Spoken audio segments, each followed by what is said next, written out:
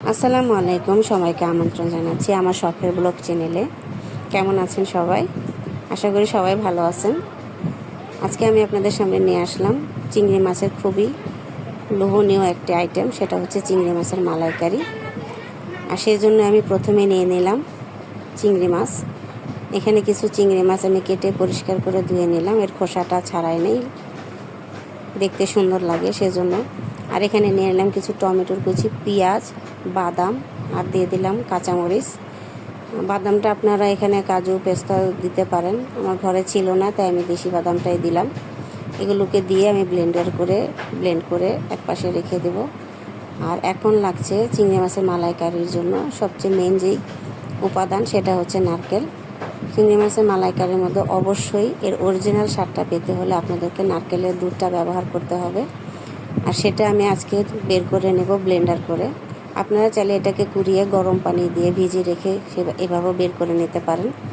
তবে আমি ব্লেন্ডার করে এভাবে বের করে নিলাম। আমি একবার বের করার পরে যে নারকেলের ইয়াটা ছিল সেটাকে আরেকবার ব্লেন্ড করে দুইবার করে চিপে রসটা বের করে নিলাম।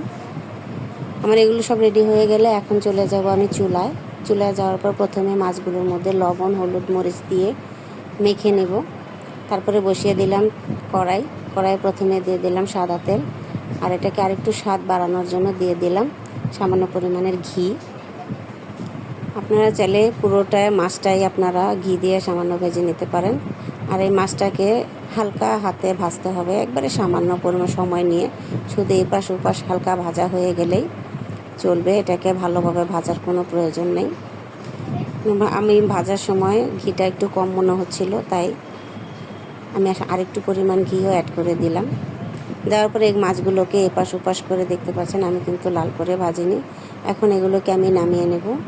আর সে একই তেলে এখন দিয়ে দিব কিছু গোটা মশলা, দিয়ে দিলাম তেজপাতা, দারচিনি, লং। আর এই রান্নাটার মধ্যে আপনারা এলাচটা একটু বেশি দিতে চেষ্টা করবেন, যেন এলাচ বেশি দিলে এলাচের যে ফ্লেভারটা থাকে সেটা খুবই ভালো লাগে রান্নায়। তাই আমি এখানে 6 থেকে 7টা মাঝারি সাইজের এলাচ দিয়ে দিলাম। আর এটাকে হালকা ভেজে নিলাম। এটা থেকে যখন খুব সুন্দর একটি গ্রান বের হবে, ওই মুহূর্তে আমার যে ব্লেন্ড করে রাখা টমেটো পেঁয়াজের মিশ্রণটা ছিল সেটা দিয়ে দিব। সেটা দিয়ে দেওয়ার পর এখন আমি অ্যাড করে দিব কিছু গুঁড়া মশলা।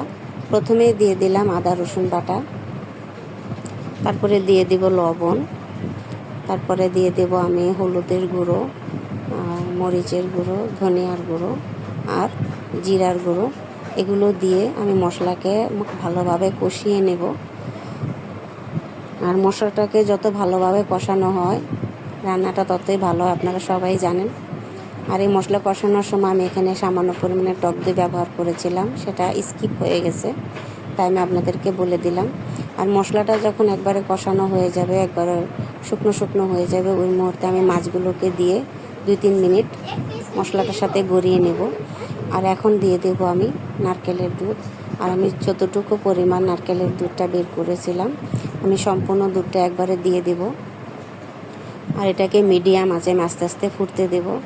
আর আপনারা এই যত সময় নিয়ে মাছটাকে ফুটাবেন আর এই গ্রেভিটাকে যত সময় নিয়ে ফুটাবেন, তত আপনাদের এই মালাইকারি রান্নাটা খেতে ততটাই স্বাদ হবে।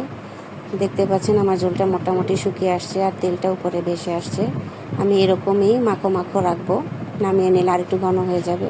নামানোর আগে এই মুহূর্তে আমি দিয়ে দিলাম গরম মশলার গুঁড়া আর 1 চা চামচ পরিমাণ ঘি, সুন্দর একটা ফ্লেভারের জন্য।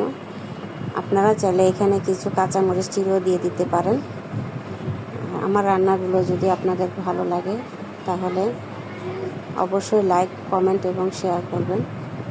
আর আমাকে উৎসাহ দেওয়ার জন্য অবশ্যই ভালো বা মন যেটা আপনাদের ভালো লাগে সেই কমেন্টগুলো অবশ্যই করবেন। ধন্যবাদ সবাইকে আর ধৈর্য সহকারে আমার সম্পূর্ণ ভিডিওটি দেখার জন্য। আসসালামু আলাইকুম।